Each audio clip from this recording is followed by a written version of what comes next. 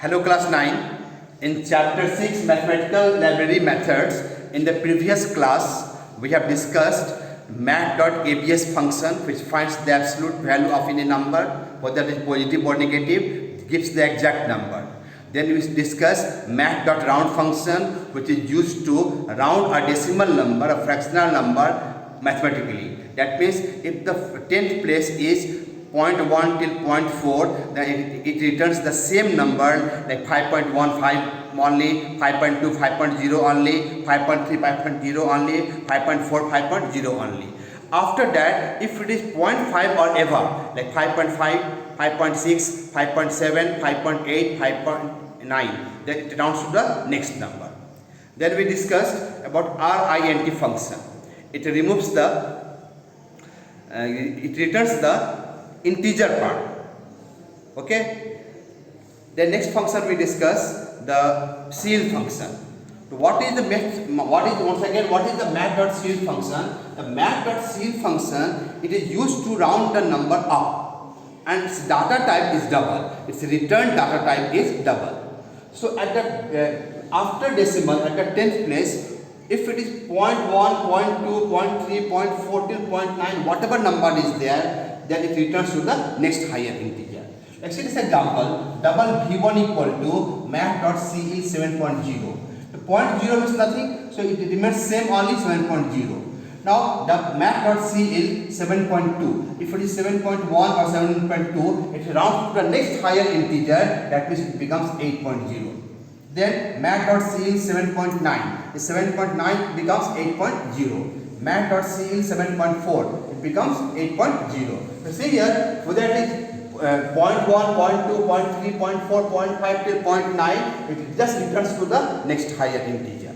Not like math.round function. In the math.round function, what happens? If it is 0.1 till 0.4, it returns the same number, and 0.5 onwards it returns the next higher integer. But in this case, what happens? It just returns the next higher integer. In the case of negative number, suppose math.ceil minus 0.54. Then what is the smaller, what is the higher than minus 0.54? The higher than minus 0.54 is 0.0. So this will become 0.0 because the next higher number is, because opposite and negative numbers goes opposite way. Same way, minus 7.0 remains minus 7.0 only, and now see here minus 7.5 will become minus 8.0. Why? Because it is rounding upward, rounding into higher. So this will become minus 8.0. Minus 8. So once again see the negative number. In the case of negative number, if it is minus 0.54 becomes minus 0.0. If it is minus 7.0 remains minus 7.0. If it is minus 7.5. If it is minus 7.5, then higher than minus 7.5 is minus 7.0. So this becomes minus 7.0. The same way, minus 7.9 higher than the minus 7.9 is minus 7.0. Because negative number goes opposite way. Minus 5, minus 4. Which is bigger? Minus 4 is bigger. Next function is the float function. The float function is just opposite of ceil function. Ceil function rounds the number up and float function rounds the number down. How? Let's see. Double V1 equal to math.float 7.0. It remains 7.0. Double V2 equal to math.float 7.2. It becomes 7.0. See, if it is ceil function, this will become 8.0. This becomes 8.0. This becomes 8.0. But here, in the float function, it rounds down. Always remember, in the float function, it rounds down. The float is down, the same way it rounds down. The math.float 7.2 becomes 7.0, math.float 7.5 becomes 7.0, math.float 7.9 becomes 7.0, math.float minus, if it is negative number, the minus 0.54 becomes minus 1.0. See, in the case of ceil function, when it was minus 0.54 became minus 0.0 because minus 0.0 is bigger than minus 0.54. But in this case what happens, opposite, it rounds down. So minus 0.54 will become minus 1.0. The same way mat dot floor minus 7.0 remains minus 7.0. Mat dot floor minus 7.5 will become minus 8.0. Mat dot floor minus 7.9 will become minus 8.0. So floor function rounds the number down. Okay. The next function is mat dot random function. What is next one? Mat dot random function. Mat dot random function is double type and it is used to display the numbers randomly, any number, you do not know what is the number, randomly between 0 and 1.